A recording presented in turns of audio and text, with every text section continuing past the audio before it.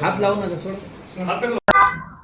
महाराष्ट्र शासनाने क्या हुआ तेरा वादा या आमच्या शिवसेनेच्या घोषवाक्यानुसार आम्ही क्या हुआ तेरा वादा याद्वारे आम्ही महाराष्ट्र शासनाला या गोष्टीची विचारत आहोत की बाबा महाराष्ट्र शासनानं निवडणुकीच्या अगोदर काही घोषणा केल्या होत्या, शेतकऱ्याच्या संदर्भात होत्या, घराच्या संदर्भात होत्या, पिण्याच्या पाण्याच्या संदर्भात होत्या, शेतीच्या खताविषयीच्या धोरणात होत्या, बियाणे याच्या धोरणात होत्या, परंतु एकही घोषणा महाराष्ट्र शासनाने पूर्ण केलेली नाही.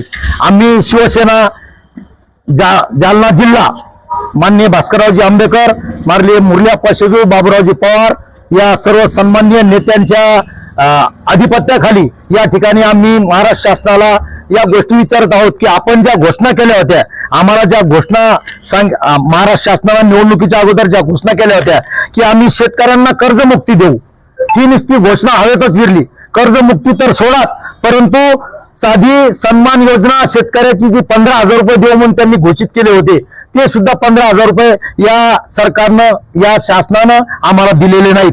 दुसरी गोष्ट, लाडक्या बहिणींना त्यांनी 2100 रुपये देऊ ही घोषणा केली होती निवडणुकीच्या अगोदर, परंतु फक्त 1500 रुपयावर बोलून करून ही घोषणा सुद्धा त्यांनी फोल ठरवली.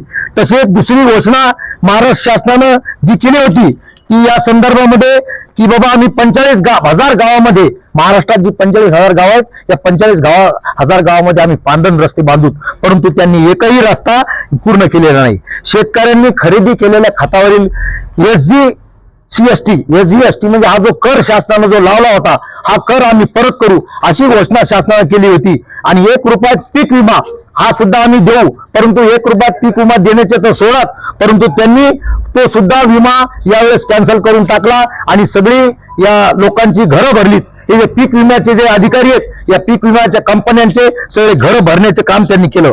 वृद्धांना पेन्शन देऊ म्हणून 2100 रुपये त्यांनी घोषणा केली होती, तेही पेन्शन त्यांनी दिले नाही. अन्नदाता बनेल ऊर्जादाता म्हणजे शेतकऱ्यांना आम्ही 24 तास वीज देऊ ही घोषणा सुद्धा महाराष्ट्र शासनाने केलेली होती, परंतु 24 तास वीज तर सोडात, 8 तास वीज तर सोडात, परंतु कंप्लीट लोड शेडिंग मध्ये सध्या शेतकरी जगत आहे. आणि या माध्यमातून शासन शेतकऱ्यांना सुद्धा फसवत आहे आणि सर्व कामगार मजूर सगळ्यांना सुद्धा या ठिकाणी फसवले जात आहे. शेतमालाला हमी भाव देऊ, बियाण्याचे भाव कमी करू, खताच्या किमती नियंत्रित ठेवू, खताच्या किमती सुद्धा वाढल्यात, बियाण्याचे भाव वाढलेत आणि हमी भाव जो त्यांनी केला होता, हमी भावाची घोषणा की आम्ही 6,000 रुपये हमी भाव देऊ, परंतु प्रत्यक्षात 5,378 रुपये भाव देऊन जी हमी भावाची घोषणा त्यांनी केली होती, त्याही घोषणेला त्यांनी विराम दिला आणि उलट हमी भाव त्यांनी कमी केला.